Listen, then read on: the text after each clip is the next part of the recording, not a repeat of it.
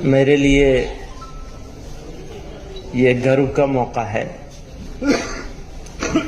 गौरव का मौका है कि आसाम की इस पवित्र धरती पर आप लोगों के बीच में आने का और बात करने का अवसर मिला।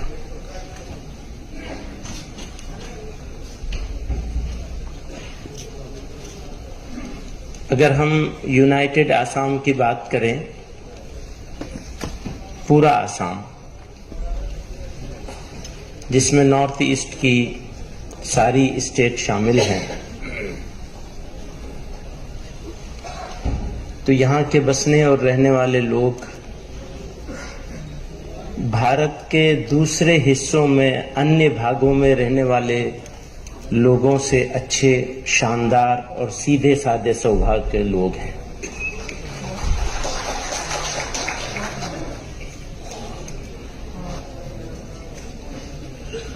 फिर हम अगर आसाम की पर्टिकुलर आसाम की अहम लोगों की बात करें तो वो भी निहायत शानदार लोग हैं। सैकड़ों साल से यहाँ के बसने वाले लोग, अलग अलग धर्मों के लोग आपस में जिस मोहब्बत के साथ, जिस अपनाइयत के साथ रहते रहे हैं, उसमें सबसे बड़ा रोल अगर किसी का है तो आसाम के उन लोगों का है जो आसाम के ओरिजिनल लोग हैं, मूल निवासी लोग हैं।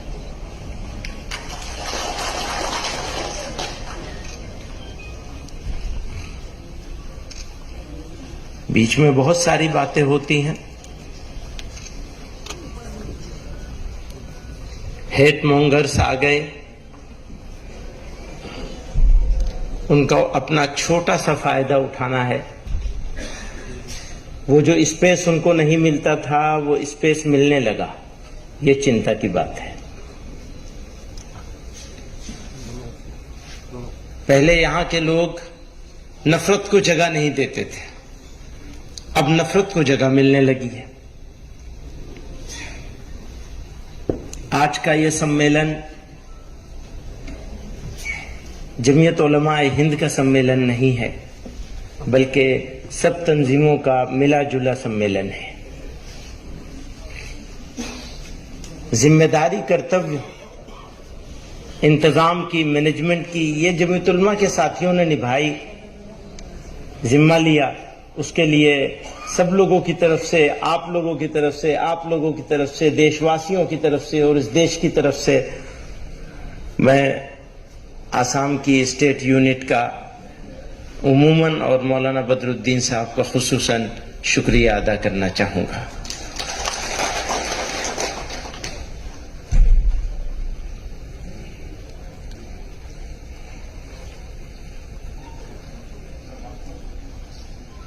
इकबाल ने कहा था, बुझी, ये भी इकबाल ने कहा था सारे जहां से अच्छा।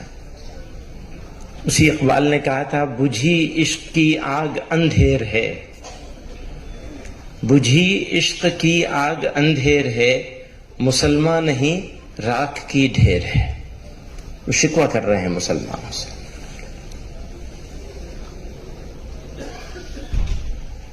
लड़ाई के बहुत सारे तरीके हैं, लेकिन हर एक तरीके पर अमल होगा और कामयाबी से अमल होगा तभी जब हम अपनी सोसाइटी को, समाज को ठीक जगह पर ले आएंगे। एक मिसाली सोसाइटी नबी अलैहिस्सलातु वस्सलाम ने अपने तर्ज अमल से, अपने पैगाम से, अपने तरीके से, अपनी सुन्नत से, अल्लाह ताला के हुक्म से बनाने के लिए हमको जिम्मेदार करार दिया है। और यह भी डिक्लेयर किया है कि जब तुम इस जिम्मेदारी से रूगर्दानी करोगे, हटोगे, तो तुम्हारे साथ ये होगा, ये होगा, ये होगा, ये होगा और ये भी होगा। साफ साफ कहा है।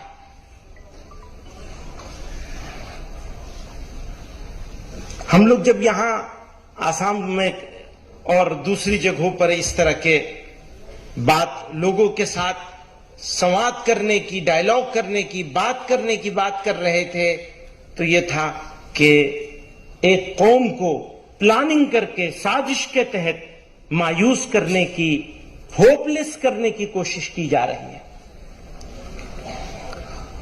उसे बदनाम किया जा रहा है। कोई टीवी चैनल आप उठा के देख लीजिए, कोई अखबार उठा के देख लीजिए, कोई मौका ऐसा नहीं है जब मुसलमान को जलील करने का मिल जाए या बगैर मिले भी बना दिया जाए, वो अपनाया जा रहा है।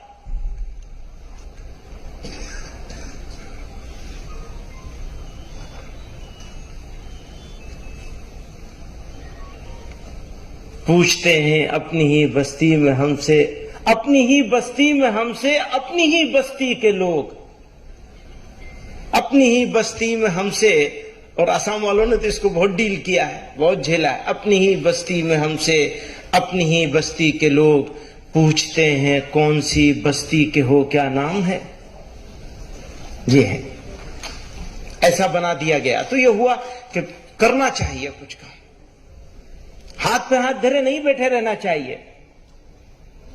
इंसाफ और शांति, पीस और जस्टिस, ये दोनों एक दूसरे के साथ मिले हुए हैं। अगर जस्टिस नहीं होगा तो पीस कैसे होगी, और पीस नहीं रहेगी तो जस्टिस कैसे होगा। जस्टिस लाना है तो पीस रखनी होगी, या पीस रखनी है तो जस्टिस लाना, दोनों एक दूसरे के साथ जुड़े हुए हैं। कई लोगों ने इस बात को कहा।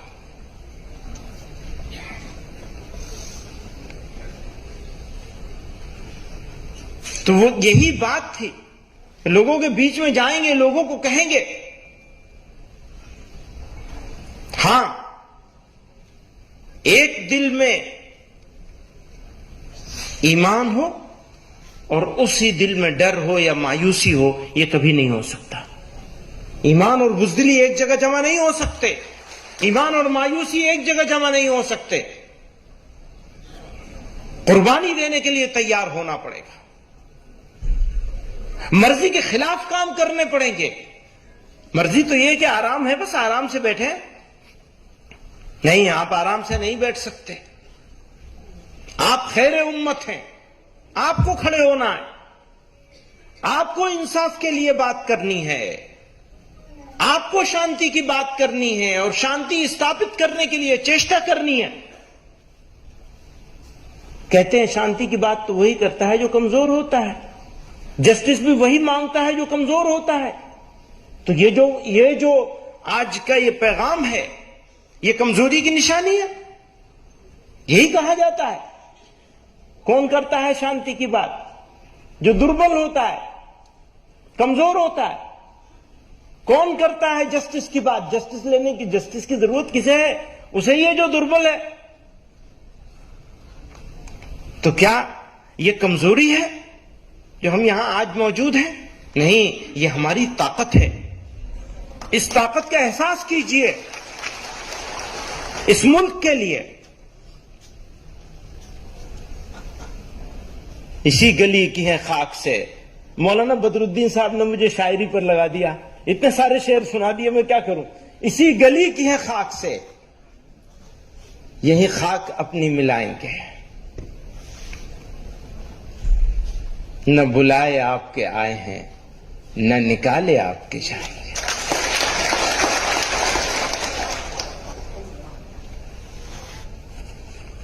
हो सकता है किसी का कोई पॉलिटिकल बेनिफिट होता हो नफरत करने से, नफरत फैलाने से, नफरत की बात करने से, लोगों को बांटने से, लेकिन सच्चाई यह है कि देश का नुकसान होता है। आज मणिपुर में क्या हो रहा है?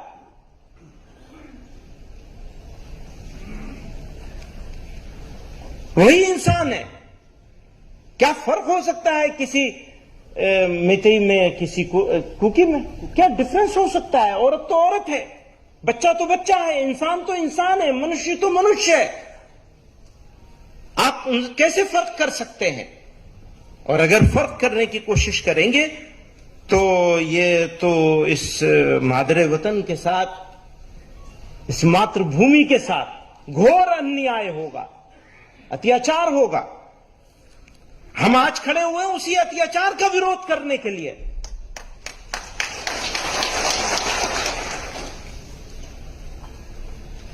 जो होना है हो जाएगा, थोड़ी तकलीफें रसन, फिर थोड़ी सी तकलीफेदार, उसके बाद है दोस्तों आराम ही आराम है। डरना क्या है?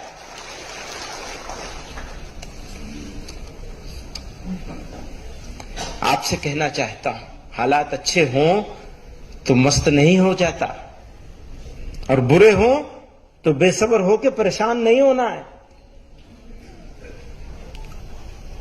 दोनों हालात आएंगे आपके सामने। अल्लाह ताला ने कुरान में इरशाद फरमाया, वलनब्लुवन्नकुम बिशैइन मिनल खौफि वल जू'i व नक्सिम मिनल अमवालि वल अनफुसि वस्समरात। ये होगा तुम्हारा इम्तिहान। ये हो नहीं सकता कि ईमान हो तुम्हारे दिल में और तुम्हारे पास इम्तिहान ना हो।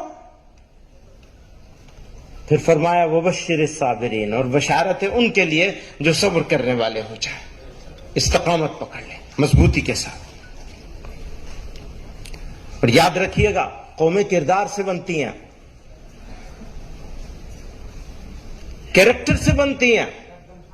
अगर कैरेक्टर है तो कौम है, कौमें ताकत से नहीं बनती, कैरेक्टर से बनती हैं।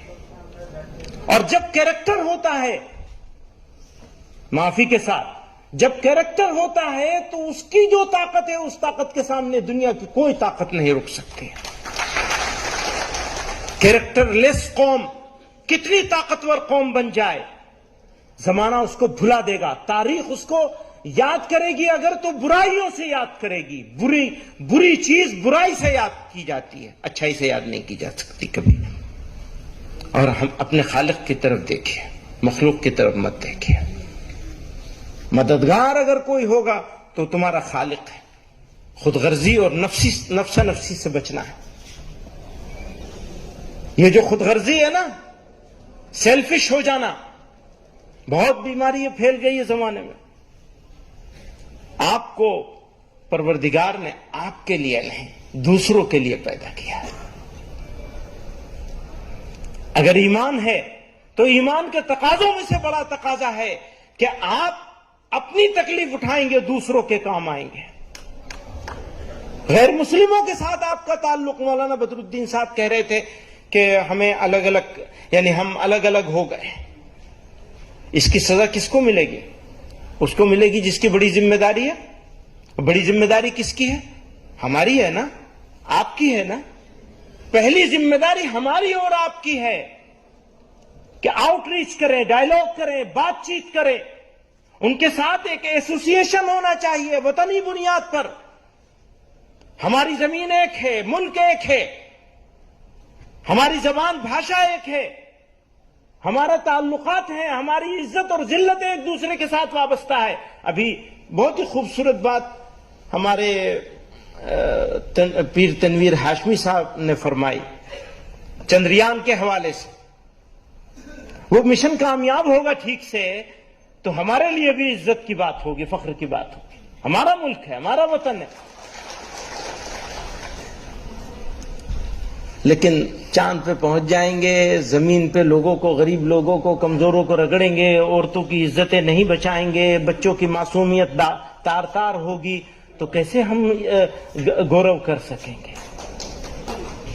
घोर अन्याय होता रहेगा और हम खामोश बैठे रहेंगे।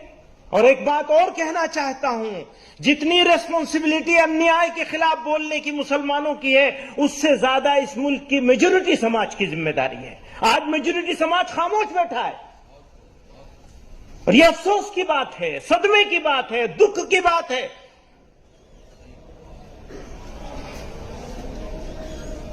अगर कुर्बानी की जरूरत है, मेरे कुछ मिसालें हैं, वो कुछ ही हैं, इसलिए कि अपॉर्चुनिटी नहीं है। अगर अपॉर्चुनिटी है तो हमारा खून इस धरती के लिए अगर पड़ेगा तो हमारे लिए वो प्राइड का मोमेंट होगा, फख्र की बात होगी, गौरव की बात। और यह इसलिए होगा कि मैं मुसलमान हूं, मेरे अल्लाह ने मुझे हुक्म दिया है, मेरे कुरान ने मुझे हुक्म दिया है, मेरे नबी ने मुझे हुक्म दिया कि अपने वतन की हिफाजत के लिए जान दे दोगे तो तुम शहीद कहलाओगे। बुजुर्गों और दोस्तों, जो शिकायत मौलाना बदरुद्दीन साहब को थी वक्त की और सब लोगों की थी, वही मुझे भी है। जो शिकायत मौलाना फैसल वली रहमानी साहब को थी, वही मुझे भी है। बहुत कुछ बात करना चाहते हैं, लेकिन सबकी भलाई करिए।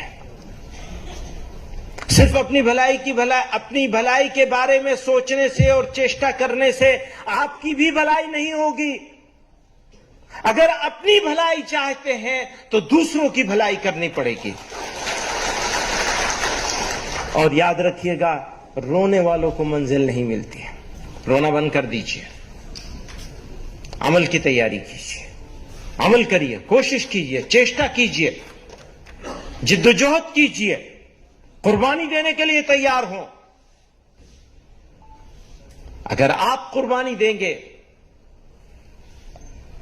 तो तारीख आपको याद करेगी, भुलाए नहीं जा सकेंगे। और कुर्बानी नहीं देंगे, तनासानी में रहेंगे, बेफिक्री में रहेंगे। हाँ जी, सब ठीक हो जाएगा, कुछ ठीक नहीं होगा, ठीक करने से ठीक होगा, ठीक होने से ठीक कुछ नहीं होगा।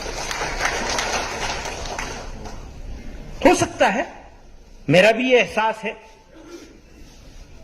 कि लंबी भाषा बोलने वाले, ऊंची ऊंची बातें करने वाले, नफरत फैलाने वाले लोग और उनको रोकने वाले जिम्मेदार लोगों की जबान भी वैसे ही होने लग रही है।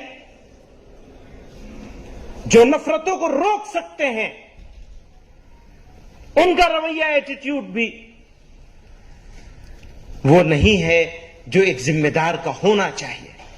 तो लोगों को लगता है रात थोड़ा लंबी हो गई है। हाँ, कभी के दिन बड़े होते हैं, कभी की रातें बड़ी होती हैं। याद ये मत समझिएगा कि रात हमेशा बड़ी रहेगी, सुबह भी होगी इंशाअल्लाह। व आखिर दावा।